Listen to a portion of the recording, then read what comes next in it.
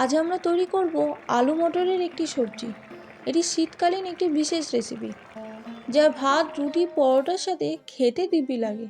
তাহলে চলুন দেখে নিই আলু মটরের এই রেসিপিটা। নমস্কার বন্ধুরা, আমি পায়েল। আপনারা দেখছেন পায়েলের পাকশালা ইউটিউব চ্যানেল।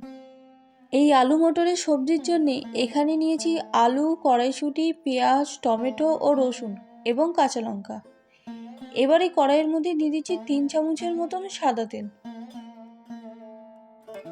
এই তেলটাকে ভালো মতন গরম করে নিয়েই ফোড়নের জন্য দিয়ে দেবো 1/2 চামচ গোটা জিরে ও 2টো শুকনো লঙ্কা। এবার এই ফোড়নটাকে ভালো মতন নাড়াচাড়া করে নিয়েই দিয়ে দেবো কেটে রাখা পেঁয়াজ কুচি। এখানে 2টো মাঝারি সাইজের পেঁয়াজকে এইভাবে কুচি করে কেটে নিয়েছিলাম। এবারে পেঁয়াজটাকে ভালো মতন নাড়াচাড়া করে আমরা ভেজে নেব।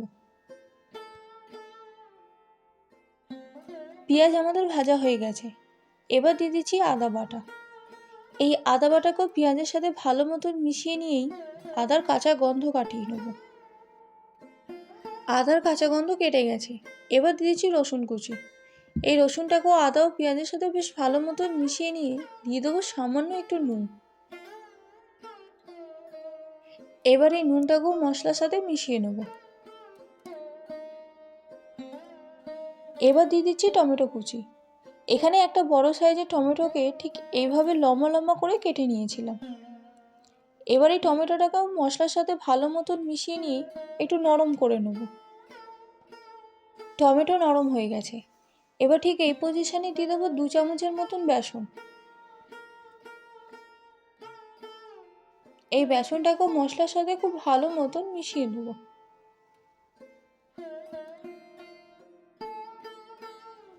মশলাটা ড্রাই হয়ে যাওয়ার জন্য দিয়ে দিচ্ছি 1 হাতার মতন গরম জল। আবারও এটাকে ভালো মতন মিশিয়ে নেব। এই দেখুন, আবারও মশলাটা ড্রাই হয়ে গেল। বেসনের ফলে সব জলটা টেনে নিচ্ছে। আবারও 1 হাতা জল দিয়ে এটাকে আবারও নাড়াচাড়া করে নেব। তারপর এটাকে কিছুক্ষণের জন্য চাপা দিয়ে রেখে দেবো। একটা ব্লেন্ডার মিস্টেক হয়ে গেছে। গুঁড়ো মশলা ব্যবহার করার সময় আমি ক্যামেরা অন করতেই ভুলে গেছি, তাই জন্য আপনাদের কাছে ক্ষমা চাইছি। তবুও আপনাদেরকে মুখেই বলে দিচ্ছি, 1 চামচ হলুদ গুঁড়ো, 1 চামচ জিরের গুঁড়ো, 1 চামচ ধনের গুঁড়ো আর ঝালের জন্য 1 চামচ লাল লঙ্কার গুঁড়ো দিয়ে আর 1 হাতার মতন গরম জল দিয়ে মশলাটাকে আমি কষিয়ে নিয়েছিলাম। তার টেক্সচারটা ঠিক এইরকম এসছে।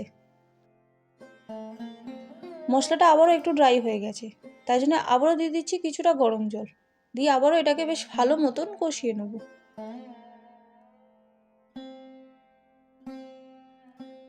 এবার ঠিক এই পজিশনে দিয়ে দেবো কিউব করে কেটে রাখা আলুগুলো।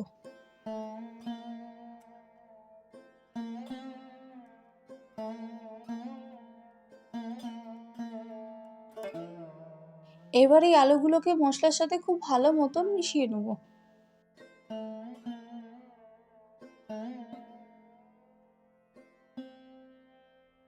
এবার ঠিক এই পজিশনে দিয়ে দেবো 3টে চেরা কাঁচা লঙ্কা। তারপর পরিমাণ মতন গরম জল দিয়ে নাড়াচাড়া করে এটাকে মিনিট 7-এর মতন মিডিয়াম টু লো ফ্লেমে চাপা দিয়ে দেবো আলুগুলো সেদ্ধ করে নেওয়ার জন্য।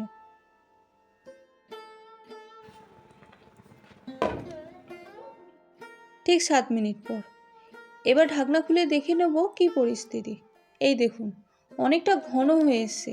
এবার ঠিক এই পজিশনেই দেখে নেব আলু আমাদের কেমন সেদ্ধ হলো। এই দেখুন, আলু সেদ্ধ হওয়া আর একটু বাকি আছে, তাই জন্য আবারও 1 হাতার মতন গরম জল দিয়ে এটাকে মিনিট 5-এর মতন আবারও চাপা দিয়ে রেখে দেবো। আবারও ঢাকনা খুলে দেখে নেব কী পরিস্থিতি। এই দেখুন, কি সুন্দর মাখো মাখো ও ঘন হয়ে এসছে। এবার দেখে নেব আলু আমাদের কেমন সেদ্ধ হলো। তাই জন্য এই প্লেটের মধ্যে 1 টুকরো আলু তুলে দেখে নিচ্ছি। এই দেখুন, আলুগুলো খুব সুন্দর সেদ্ধ হয়ে গেছে। এবার ঠিক এই পজিশনে দিয়ে দেবো ছাড়িয়ে রাখা কড়াইশুঁটিগুলো।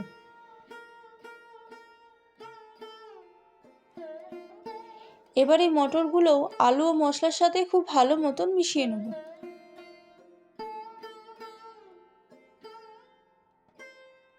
এই দেখুন, বেসন দেওয়ার ফলে জলটা আমাদের সম্পূর্ণ টেনে নিয়েছে। তাই জন্য আবারও 2-3 হাতার মতন গরম জল দিয়ে আলু ও মটরটাকে 2-3 মিনিটের মতন ফুটিয়ে নেব।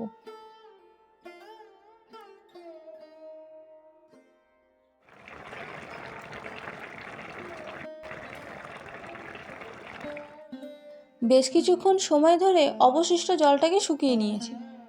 এর ফলে আমার মটরগুলো সেদ্ধ হয়ে গেছে। এবার দিয়ে দিচ্ছি পরিমাণ মতো নুন। আবারও এটাকে বেশ ভালো মতো নাড়াচাড়া করে নেব। এবার দিয়ে দিচ্ছি চিনি 1 চামচ আর হাফ চামচের মতন গরম মশলা গুঁড়ো। এই দুটোকে আলতু হাতে নাড়াচাড়া করেই দিয়ে দেবো 2 চামচের মতন গাওয়া ঘি। তারপর এটাকে চাপা দিয়ে 5 মিনিটের মতন স্ট্যান্ডিং টাইমে রেখে দেবো। রেডি হয়ে গেল আজকের এই রেসিপি আলু মটরের সবজি। ভিডিওটি কেমন লাগলো অবশ্যই কমেন্টসে জানাবেন। ভালো লেগে থাকলে লাইক, শেয়ার ও সাবস্ক্রাইব করতে ভুলবেন না। আবারও দেখা হবে আপনাদের সাথে অন্য কোনো রেসিপিতে। ততক্ষণের জন্য আসি। নমস্কার।